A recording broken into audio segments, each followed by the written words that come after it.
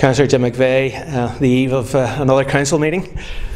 Yeah, and I mean the big issue for this council meeting, and indeed for almost all of our council meetings, is to continue our investment strategy.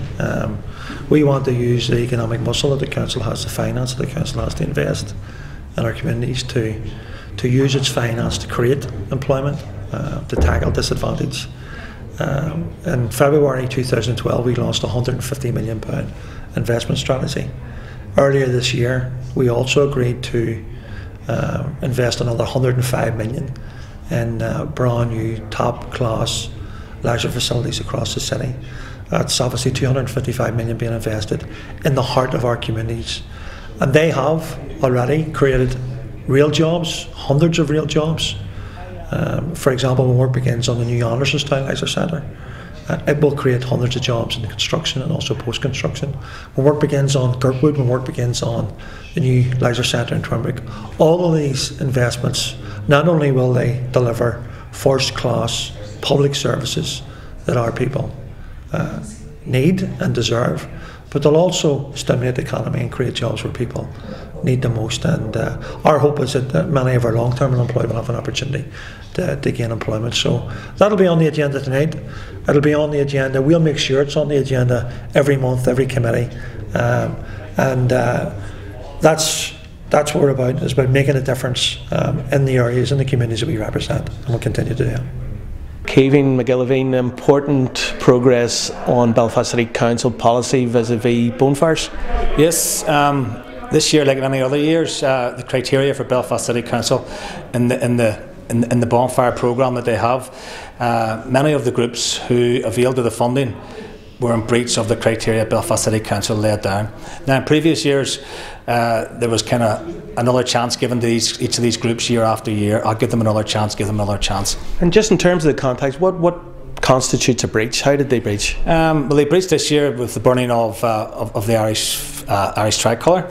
They breached this year by burning a number of election posters, particularly of Sinn Féin candidates and SDLP and Alliance candidates, and also there are other breaches around tires, etc. as well, and things that just that are not deemed as being suitable for burning on the bonfire.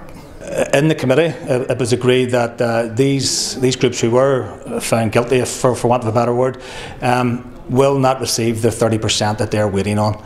The committee, incidentally, is made up of the civic community as well, including businesses and the city centre management, etc., trade unions, churches, etc. They all agreed that those in breach of the criteria laid down by Belfast City Council would not be in receipt of the 30%.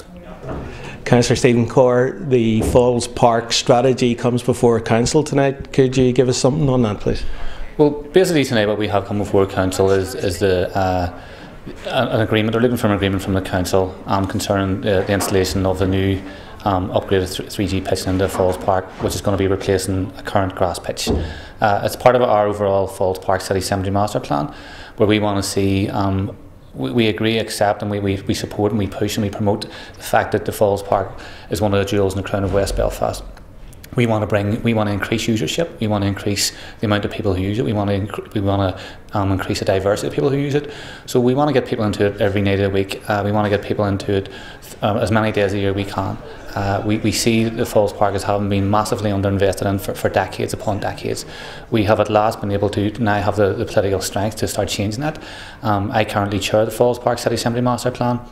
We have a range of issues that we want to put in there, including, some of them already an outdoor gym. We're working the new play park is starting next week. We want to get the gate lodge done, put a cafe into it, we want to put a pitch into it, we want to relocate the service yard. We've got allotments into it, we've got community gardens. We want to bring life back into Falls Park. The new pitch going into it won't cut across any paths, with no trees knocked down. To be replacing the pitch with a new pitch, and when you do put something like this in, you have to secure it, so the fence around it as well, which is the most state-of-the-art fence, which would be there, that won't impair views and stuff that people are used to having in the park. So we see this tonight as another hurdle, another step in our overall plan to make the Falls Park and City Cemetery some of the best facilities in Belfast. We're against young people in our area having to leave West Belfast every time they want to get facilities. We want them to stay, and we want to bring people into West Belfast. We want to bring people into the middle of Falls Park and in the middle of West Belfast to use our facilities, which we hope and we expect and we demand to be state-of-the-art, top of the range and open for everyone. Martin O'Muller, last council meeting then? Well, they told me that before, Michael, and 14 years later they brought me back. If they bring me back in 14 years, I'll be 68, but I'll be willing to serve. Being a Belfast City Councillor is a great privilege. Serving Sinn Féin is a great honour. I'm delighted to have served people of Balmoral for 3 years, since 2011, to be on the council and on the Super Council. And our job is to make sure what they call the Super Council, because of its size and its powers, that it's a Super Council for people.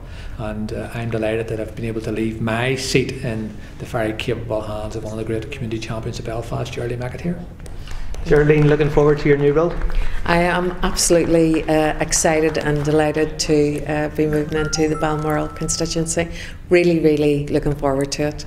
Looking forward to working with my Sinn Féin colleagues locally, working right across the community there in Balmoral with people of different religions, political affiliations, and none really. So I'm really looking forward to really building on the work that marching has done going before me, and I hope that I can maintain that. I hope I can build on it, and I'm very excited about doing that. I think it's just going to be fantastic. Priorities for South Belfast? Well, priorities for South Belfast: work to get a better deal for South Belfast, Balmoral, its people, its places. I've been told to prioritise getting a pair of water boots. So flooding is writ large in my mind in terms of the Balmoral area. But you know, it's a fantastic, beautiful part of Belfast, and it does have its priorities, and they will be mine. I know that Marching went to the electorate at the last election on a very good manifesto for the area. So my priority is to deliver that manifesto that Marching was elected on. I'm still selected, as they say, but that's the way I'm going to be. But I am going to work very hard to deliver the manifesto, and I am looking forward so much to seeing a whole different range of people with whom I wouldn't normally be working. So that's I'm going to bring some energy and enthusiasm to it.